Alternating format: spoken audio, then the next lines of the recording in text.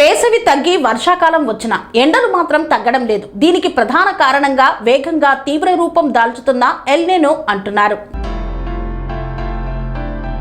రోజు రోజుకు తీవ్ర రూపం దాల్చుతున్న ఎల్ నినో ప్రపంచవ్యాప్తంగా వాతావరణ శాస్త్రవేత్తలను తీవ్ర ఆందోళనకు గురి చేస్తోంది. ఇది మునుపెన్నడూ లేని విధంగా చరిత్రలోనే అత్యంత బలమైన వాతావరణ మార్పులలో ఒకటిగా నిలవనున్నట్లు అమెరికాకు చెందిన నేషనల్ ఓషియానిక్ అండ్ అట్మాస్ఫియారిక్ అడ్మినిస్ట్రేషన్ ధృవీకరించింది. ఈ ఏడాది చివరి నాటికి ఇది మరింత బలపడి ఉత్తరార్ధగోళ శీతాకాలంలో గరిష్ట స్థాయికి చేరుకోవచ్చని అంచనా వేస్తున్నారు. వాతావరణ శాస్త్రవేత్త జీ హౌస్ ఫాదర్ 14 రకాల వాతావరణ నమూనాల నుండి సేకరించిన 667 అంచనాల విశ్లేషణ ప్రకారం ప్రస్తుతం పొంచి ఉన్న ఈ ఎల్ నినో గతంలో కంటే ఎక్కువ వినాశనాన్ని సృష్టించవచ్చని అంచనా వేస్తున్నారు. అంటే 1982, 83, 1997, 98, 2015, 2016 నాటి రికార్డులను కూడా ఇది అధిగమించే అవకాశం ఉందని తెలిపారు.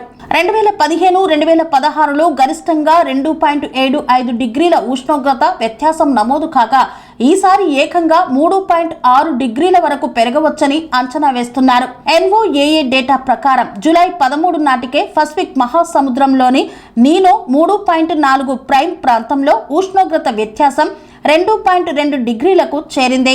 1982 నుండి ఉపగ్రహ రికార్డులను పరిశీలిస్తే ఒక క్యాలెండర్ ఏడాదిలో ఇంత ముందుగానే ఈ స్థాయి వేడి నమోదు కావడం ఇదే మొదటిసారని నివేదికలు చెబుతున్నాయి. ఈ స్థాయిలో వేడెక్కడం అనే రాబోయే రోజుల్లో ప్రపంచ వ్యాప్తంగా తీవ్రమైన వడగాలులు, వరదలు, కరువు పరిస్థితులు ఏర్పడడానికి సూచనలు కావచ్చని నివేదికలు అంచనా వేస్తున్నాయి.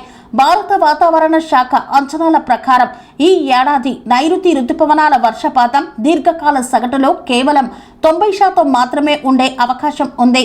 సాధారణంగా ఎల్ నినో ప్రభావాన్ని తగ్గించి హిందూ మహాసముద్రం ద్విరూపం ఈసారి తటస్థంగా ఉంది. అంటే ఎల్ నినో సృష్టిస్తున్న నష్టాన్ని అడ్డుకునే ఎలాంటి సహజ పరిహార యంత్రాంగం ప్రస్తుతం మనకు అనుకూలంగా లేదని తెలిపింది.